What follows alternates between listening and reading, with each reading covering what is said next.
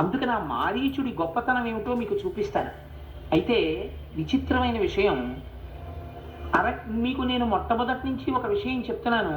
వాల్మీకి మహర్షి ఎక్కడా సర్టిఫికెట్లు ఇచ్చే అలవాటు వాల్మీకి మహర్షికి లేదు. మీరు మంచివారని చెప్పరు, వారు చెడ్డవారని చెప్పరు. కథాగమనాన్ని చెప్పుకెళ్ళిపోతారు. ఎంత అందంగా చెప్తారంటే, నేను ఫలానా వారింటికి వెళ్ళానండి, వారి ఇంట్లో గమ్మత్తు ఏమిటో తెలుసా, వాళ్ళ ఇంట్లో అన్ని చాలా లేత రంగులు వాడతారు. ఆఖరికి సోఫా సెట్టుకు ఉండేటటువంటి పై వస్త్రం కూడా చాలా లేత రంగులో ఉంటుంది. మీరు ఏ గోడ వైపు చూడండి, చిత్ర విచిత్రమైనటువంటి దేవతామూర్తుల విగ్రహాలు ఉంటాయి. సంప్రదాయబద్ధమైనటువంటి గురువుల యొక్క మూర్తులన్నీ వారి ఇంట్లో ఉంటాయి. మంచి మంచి చిత్రపటాలను చూడాలంటే మీరు వారి ఇంట్లో చూడాలి. మీకు ఎక్కడ ఏవి ఇతర ఫోటోలు కనపడవు. అన్ని దేవతామూర్తులే అలంకారం చేసి ఉంటాయి. మీరు వారి కబ్బోర్డ్స్లో చూస్తే అన్ని భగవత్ సంబంధమైనటువంటి వ్యాఖ్యాన సంబంధమైన పుస్తకాలన్నీ కనపడుతుంటాయి. వాళ్ళ ఇంట్లో అన్నిటికన్నా అందంగా ఉండే గది ఏదో తెలుసా? పూజ గది. ఎంత ఆకర్షణీయంగా, ఎప్పుడు ధూపం వాసనతో ఎంత అందంగా ఉంటుందోనండి వాళ్ళ పూజ గది. అని మీరు ఒక వ్యక్తి గురించి చెప్పారనుకోండి, చెప్పి వేరొక వ్యక్తి గురించి చెప్పేటప్పుడు ఆయన ఈ పక్కనంతా కొంచెం నెత్తురు అంటుకుని ఉంటుందండి, కళ్ళు ఇలా ఎర్రగా క్రోధంతో తిరుగుడు పడిపోతూ ఉంటాయి. ఆయన వెళ్ళేటప్పుడు మనం వారి ఇంటికి ఎప్పుడైనా వెడితే ఆయన చేతిలో ఎప్పుడు చూడండి ఎర్రగా కాలిన మాంసం ముక్కలు పళ్ళెల్లో పెట్టుకుని తింటూ ఉంటాడు, మద్యం తాగుతూ ఉంటాడు. కనుగుడ్లు తిరుగుడు పడుతూ ఉంటాయి, ఒంటి మీద వస్త్రం సరిగ్గా ఉండదు. ఆ వక్షస్థలం అంతా పైకి కనపడేటట్టు వస్త్రం దిగజార్చుకొని కూర్చుని మాట్లాడుతుంటాడు అని ఒక వ్యక్తి గురించి మీరు చెప్పారనుకోండి, ఇంకా రెండో వ్యక్తి ఎటువంటి వాడో మొదటి వ్యక్తి ఎటువంటి వాడో మళ్ళీ వివరించి చెప్పాలా? చెప్పక్కర్లేదు.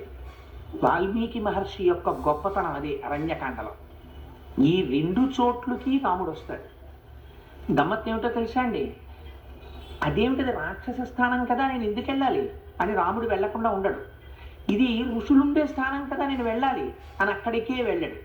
ఇది మనకి ఎలా ఉంటుందంటే, మీకు నేను తేలిగ్గా చెప్పాలంటే ఒక్క ఉపమానంలో చెప్తాను. ఒక బ్రహ్మాండమైనటువంటి దేవాలయం ఉంది. ఆ ఆలయానికి ఒక విశాలమైన ప్రాంగణం ఉంది. ఆ విశాలమైన ఆలయ ప్రాంగణంలో కొన్ని వేల మంది భక్తులు కూర్చుని భగవత్కథాశ్రవణం చేస్తూ ఉంటారు. ఒకనాడు ఒక పాపిష్టివాడికి ఒక బుద్ధి పుట్టింది. పుట్టి అక్కడ అమ్మకూడనటువంటి వస్తువుల్ని అమ్ముదామని మద్య విక్రయ కేంద్రం ఒకటి అక్కడ పెట్టాడు. ఆ ఆలయానికి దగ్గరలో పెడితే అక్కడికి ఒక సర్కిల్ ఇన్స్పెక్టర్ గారు ఒక ఆయన జీప్ వేసుకుని వచ్చాడు ఆలయం దగ్గరికి. నేను గుడి ప్రాంగణంలోకి వచ్చాను కదా అని చెప్పి బూట్లు విప్పేసి చేతిలో రివాల్వరు, కర్ర, స్టిక్ పట్టుకుని వచ్చాడు. ఇప్పుడు ఆయన రావడం ఇద్దరికి, ఒకరికి మోదం, ఒకరికి ఖేదం. ఆయన రావడం ఆ దేవాలయాన్ని నమ్ముకున్న వాళ్ళందరికీ సంతోషం. ఎందుకని? అమ్మయ్య పీడ విరగడైపోయింది, ఇవ్వాలతో ఇక్కడ మద్యం షాపు ఎగిరిపోతుంది. ఒకరికి ఖేదం. ఎందుకని? అయ్యి బాబోయ్, నేను ఇక్కడ పెట్టుకున్నాను, ఇంత సంపాదిస్తున్నాను, మంచి సెంటర్ అనుకున్నాడు, కానీ అక్కడ అమ్మకూడదు కనుక తీయించేస్తాడు ఆయన. ఆయన రావడం రెండు ప్రయోజనములను ఏకకాలమునందు సాధిస్తాడు. సాధించడంలో ఆయనకేం రాగద్వేషాలు లేవు. ఏమిటి అది? ఆయన ధర్మం. ఏమిటా ధర్మం? జరగకూడనిది జరగకూడని ప్రదేశంలో జరగకుండా చూడడం ఆయన ధర్మం. దాని చేత ఒకరికి రక్షణ జరుగుతుంది, ఒకరికి శిక్షణ జరిగిపోతుంది. ఏకకాలమునందు జరుగుతాయి. అరణ్యకాండలో రాముడు నడవడం ఏకకాలమునందు రాక్షస సంహారం, ఏకకాలమునందు ఋషులకి అభయం. రెండు ఒక్కసారి జరుగుతాయి. ఇలా జరపగలగడం రక్షకత్వం. రక్షకత్వం శ్రీ మహావిష్ణువుది, స్థితికారుడు కనుక. అందుకని ఇవాళ రాముడు విష్ణు స్వరూపంతో తిరుగుతాడు దండకారణ్యంలో. అందుకే అరణ్యకాండ వింటే మీకు తెలియకుండానే ఒక గొప్ప ఫలితం సమకూడుతుంది. ఏమిటా ఫలితం అంటే, మీకు తెలిసి వినండి, తెలియక వినండి, ఇత పూర్వం మీరు ఎన్నడూ విననటువంటి మహర్షుల యొక్క కథలు మీరు వింటారు. ఇంకా ఇక్కడికి వచ్చేటప్పటికి బాలకాండలో రాజులు, రాజుల కోరికలు, రాజుల భార్యలు, సంతానాలు, వంశాలు ఇవి వస్తాయి. కానీ అరణ్యకాండలో గమ్మత్తు ఎక్కడ వస్తుందంటే, ఒక ఋషి వస్తాడు, ఒక రాక్షసుడు వస్తాడు, ఒక ఋషి వస్తాడు, ఒక రాక్షసుడు వస్తాడు. ఇద్దరిని సాక్షి మాత్రంగా మహర్షి చెప్పుకెళ్ళిపోతుంటారు. ఇక్కడ పెద్ద పట్టాలు కట్టారు, అక్కడ తృణీకరించారు. రెండిటిని నువ్వు సాక్షిగా అనుభవిస్తూ ఉండాలి. ఈ ఇద్దరితోడి సంబంధం ఎవరికి ఎడుతుంటుందంటే రాముడికి ఎడుతుంటుంది. ఎందుకని?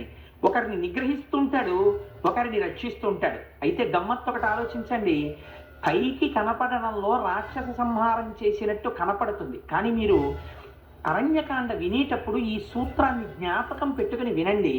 అరణ్యకాండలో చనిపోయే రాక్షసులందరూ ఒక మాట చెప్తుంటారు, మాకు శాపం ఉండి ఇలా అయిపోయాం, మా శాపం తీరిపోయింది అంటుంటారు.